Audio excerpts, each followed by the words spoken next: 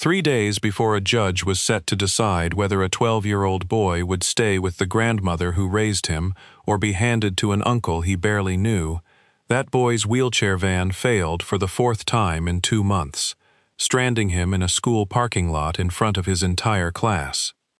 The grandmother, one of the wealthiest women in the state, stood in her driveway that night with the repair invoice in one shaking hand and wept and told me, a nobody who fixed accessible vans out of a garage 2 counties over, that she would pay me anything at all, if I could just tell her why this kept happening before that hearing, because she was starting to believe the accusation against her might actually be true, that she was, somehow, failing to keep her own grandson safe. I did not think, walking up her driveway that evening, that I was about to find a crime. I thought I was going to find a bad part, the way I always do. Instead, I found a single bolt in that lift mechanism that had not failed on its own. It had been turned, deliberately, with a tool, by a human hand. And once I understood what that meant, I understood that somebody wanted this family to lose in court badly enough to put a child in danger to make it happen. But before I tell you whose hand I believe turned that bolt, do me one quick favor. If you've ever been blamed for something that was actually done to you, hit that subscribe button right now. This whole channel is built for the people who get accused instead of believed. Go on, I'll wait.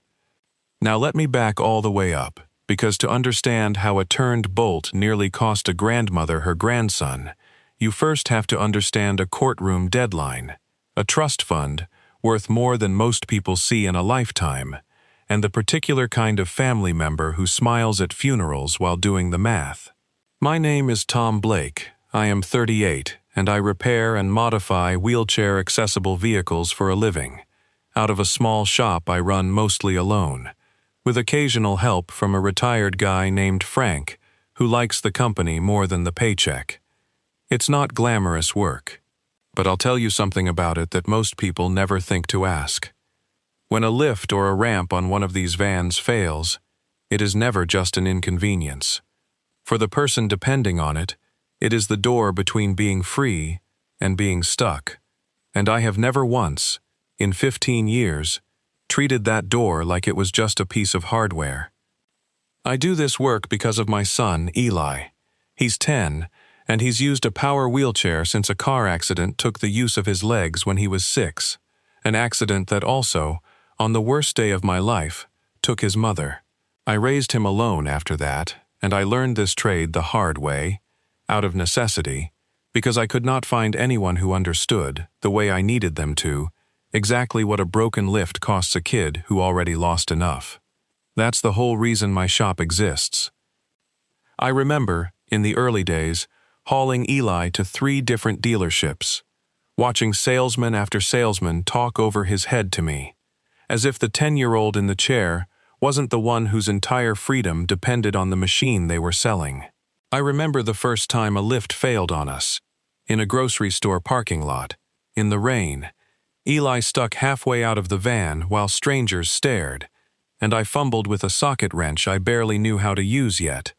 And I remember the look on his face, not fear exactly, but a kind of practiced patience that no 6-year-old should already have. The look of a kid who has learned that the world is going to fail him sometimes, and there is nothing to do but wait it out. I swore that night I would learn this trade myself, properly, so that look would never sit on my son's face again if I could help it. It mostly hasn't. That, right there, is most of the story. Everything else is just details. Now let me tell you about the Hensley family, because that's where the trouble was. Margaret Hensley was the widow of a man who'd built a shipping and logistics empire from a single truck into a company worth staggering amounts of money.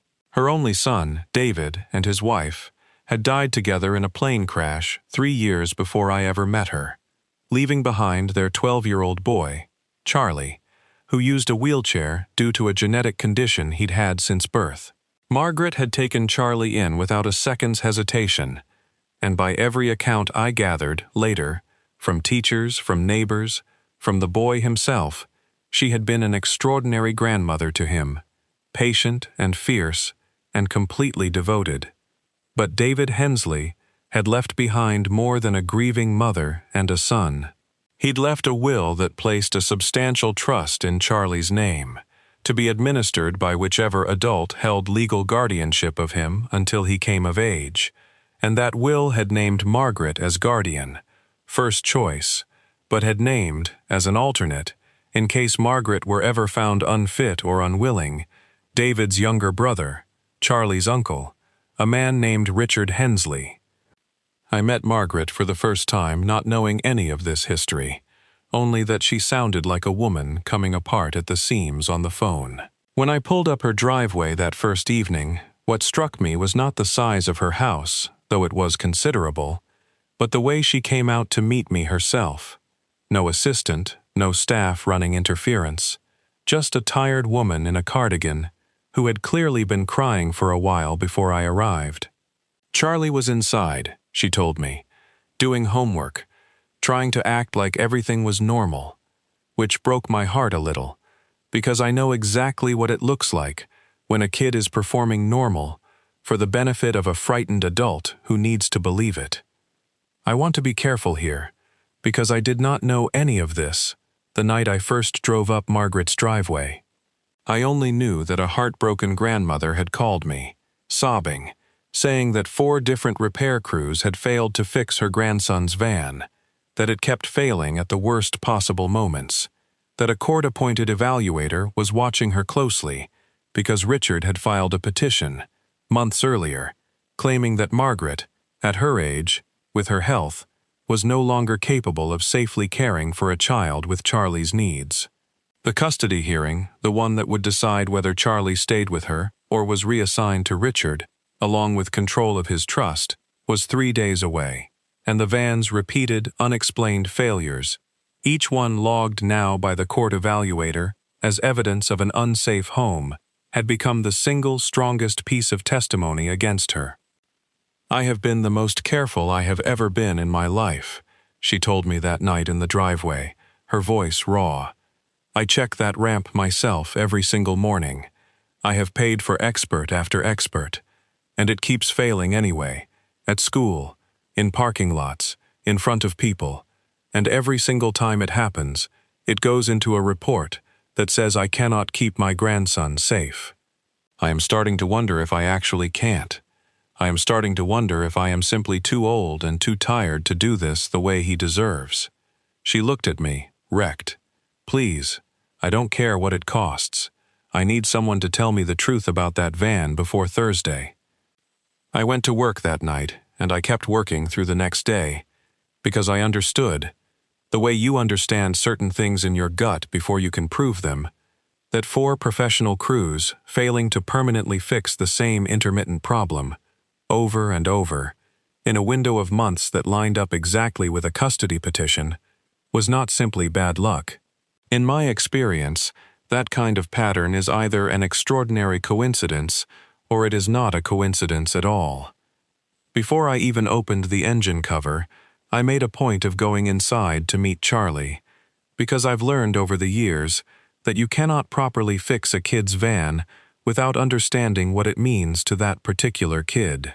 He was at the kitchen table, a careful, watchful boy, and when I asked him to tell me, in his own words, everything he remembered about each time the lift had failed, he did, with a precision that surprised me, the exact classroom period, the exact weather, small details a traumatized adult might have blurred, but that a sharp 12-year-old, forced to relive his own public humiliation 4 separate times, remembered with painful clarity. Something in the pattern of his answers, the specific unpredictability of it, all of it happening in public, none of it ever happening on the quiet mornings at home, when Margaret ran her own routine safety check, told me this was not a machine slowly giving up. It was behaving exactly like something being made to fail on cue. I did not start with the obvious parts. I never do. I went instead to every point in that lift mechanism where a small, deliberate adjustment could cause an intermittent, hard-to-diagnose failure without leaving obvious damage behind. The kind of failure that would pass a quick post-incident inspection and then quietly recur days or weeks later. And working slow, under a strong light, checking every connection by hand instead of trusting the diagnostic computer, I found it, tucked deep in the pivot assembly, the same critical stress point I'd have checked in any lift. A single bolt, not broken, not worn, turned, backed off from its proper torque by a precise, deliberate amount, just enough to introduce play into the mechanism under certain loads, not enough to be obviously loose on a casual glance, exactly enough to cause the lift to hesitate or jam unpredictably under the specific conditions of a school pickup, a parking lot, a moment guaranteed to be witnessed. And here is the detail that told me this was not an accident, not a manufacturing flaw, not simple wear. The tool marks on that bolt head were fresh, recent, made by a wrench, cleanly, deliberately, the marks of a hand that knew exactly which bolt to find and exactly how much to back it off, someone with real mechanical knowledge, not a random act of vandalism, but a precise, repeatable, almost surgical sabotage, done and apparently redone, based on the wear pattern, more than once, each time after a previous crew had come through and unknowingly reset it back to proper torque. Someone with detailed knowledge of this exact mechanism had been loosening this bolt, on purpose, again and again, time to cause failures in public, in front of witnesses, in the exact months leading up to a custody hearing that turned on whether Margaret Hensley could be trusted to keep her grandson safe. I sat in that garage for a long time, before I could bring myself to go back into the house and tell her. Continued in the next part. Margaret did not cry when I told her. She went very quiet, the particular quiet of a person whose worst fear has just been replaced by something even worse. "Someone has been doing this to him on purpose," she said slowly. "Someone has been putting my grandson in danger, in public, again and again, to make me look unfit." She looked up at me. Who would have the knowledge to do that? Who would even know where to find that bolt? I did not want to say the name that had already occurred to both of us. So I asked her a question instead. Who has had access to this van? Not just drivers. Anyone who could have been alone with it, even briefly, in the last few months. The list, once she made herself think it through carefully, was short, and one name on it stood out, because he had a reason no one else did. Richard Hensley had visited twice in recent months, ostensibly to see his nephew. Each visit brief, each visit including time in the garage where the van was kept. Each visit occurring, I would later confirm by checking dates against the court evaluator's incident log, in the days just before a failure was documented. I told Margaret we could not simply accuse him. A turned bolt and a suspicious pattern of visits was not proof a court would accept.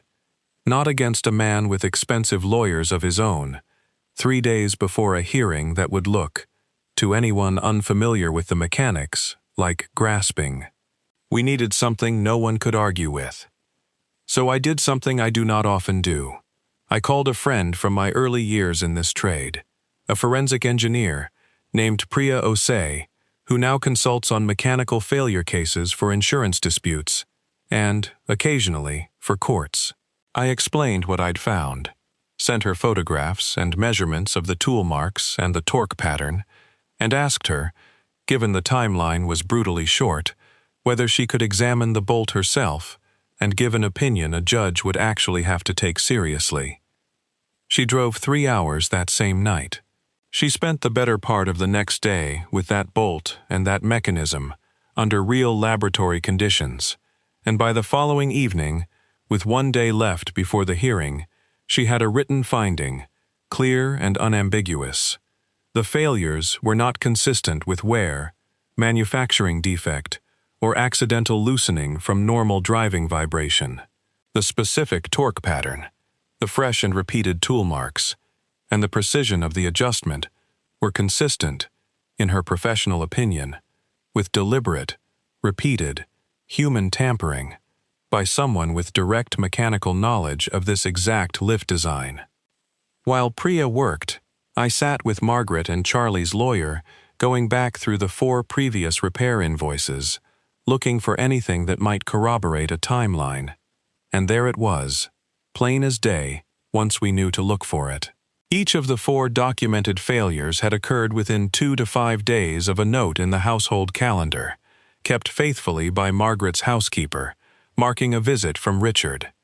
Not every visit from Richard preceded a failure, which would have been too obvious, too easy to spot, but every single failure, without exception, followed one of his visits, within that narrow window. It was the kind of pattern that means nothing on its own, that any decent lawyer could wave away as coincidence in front of a judge unfamiliar with mechanical evidence. But that became damning the moment it was laid next to Priya's findings about the tool marks and the torque pattern. It was not, by itself, proof of who, but paired with the visitor log, and with something else Priya's careful examination turned up, a single partial fingerprint pressed into a thin film of grease on the housing beside that bolt, missed by every previous crew, because none of them had been looking for a print, only a fault. It was enough. Enough for Margaret's lawyer to bring an emergency motion, enough for the judge to order that print compared against known samples, and Richard Hensley, facing that comparison, did the thing guilty people so often do when the walls close in faster than they expected. He did not wait to be matched. 2 days after the motion was filed, before the print result even came back, his own lawyer withdrew from representing him in the guardianship matter, and shortly after, in a private meeting with his attorney and hers, Richard admitted what he had done, rather than face a criminal charge of felony endangerment of a child, on top of the guardianship fraud, admitted that he had loosened that bolt himself, more than once, specifically because he understood that repeated public incidents were the single most effective piece of evidence he could manufacture against a grandmother otherwise beloved by every teacher, doctor, and neighbor who knew her. He had done it, in the end, for exactly the reason I'd suspected from the first night in that garage: access to the trust, control of a fortune that would otherwise remain, for years, entirely in the hands of a woman he'd decided, once his brother died, was simply an obstacle, standing between him and money he believed should have been his to manage all along. The custody hearing that had been scheduled to determine whether Margaret Hensley was fit to raise her grandson turned, instead, into the unraveling of the very scheme meant to take him from her. The petition against her was withdrawn. Richard Hensley was charged, separately, in criminal court for what he had done, endangering a child's safety again and again to win a financial argument, and I understand, from what I've since heard, that he is very unlikely to see the outside of a prison for a long while. Now, here is the part of this story I most want you to hear, because it's the part that actually matters. Margaret Hensley tried to give me an amount of money that would have changed my life completely, not once. Several times, in several different forms, each one more insistent than the last. A reward, a fee, an outright gift. I turned every single one of them down. I can't take that, I told her, the last time she tried, sitting in her kitchen with Charlie doing homework at the table beside us, his van fixed and running perfectly in the driveway outside. I'll take a fair, honest technician's wage for the work and nothing beyond it. Because the moment I let this become a payday, the story shrinks down to being about the lucky mechanic who got rich off a lucky find. And that's not what this was. This was a little boy almost losing the only parent he had left, over money, and the only thing that stopped it was one small piece of the truth that nobody had bothered to look for closely enough. I'm not going to let that get filed away next to an invoice. Then what can I possibly give you? She asked. There has to be something. And I told her the truth, which had been sitting in me since the first night in that driveway. Make sure Charlie never has to wonder, for the rest of his life, whether people around him love him for himself or for what he'll someday control, I said. That's the only thing I actually care about. He's going to grow up with real money attached to his name, and that changes how people treat a person, sometimes in ways they don't even mean to. Teach him to know the difference. Teach him what happened to him, when he's old enough to understand it, not to frighten him, but so he grows up able to tell the real ones from the ones doing the math. That's worth more to me than any check you could write. Margaret Hensley looked at me for a long moment, and then she nodded, slowly, like she was making a promise she intended to keep for the rest of her life. What I did take, because she genuinely would not let me refuse everything, was fair payment for my time, an honest wage, and one more thing I asked for myself, quietly, almost as an afterthought. I asked if Charlie, once he was a little older, might come by my shop sometimes on weekends, the way my own son does most Saturdays, and learn a little of the trade if he wanted to.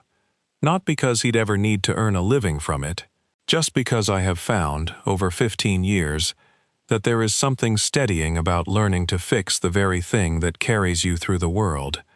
Something that teaches a kid his own independence is not fragile, that it can be understood, maintained, defended, even repaired by his own two hands if it ever needs to be. Margaret loved that idea more than any amount of money I could have named. I should tell you what happened the morning after the hearing was called off, because it stayed with me longer than almost anything else in this whole ordeal. Margaret called and asked if I would come by. Not for work this time, just to see them. When I got there, Charlie met me at the door himself, rolling out onto the porch, before I'd even made it up the walk. And he didn't say thank you, not exactly. Kids that age rarely do in the way adults expect. He just held up his arm and showed me a fresh scrape on his elbow from where he'd fallen practicing wheelies in the driveway that morning, grinning like it was the proudest achievement of his life. And I understood that what he was really showing me was a boy who felt safe enough again to take a small, ordinary risk. The kind you only take when you trust the ground underneath you is going to hold. That scrape meant more to me than any thank you card could have. Margaret told me something else that morning that I have not been able to shake since.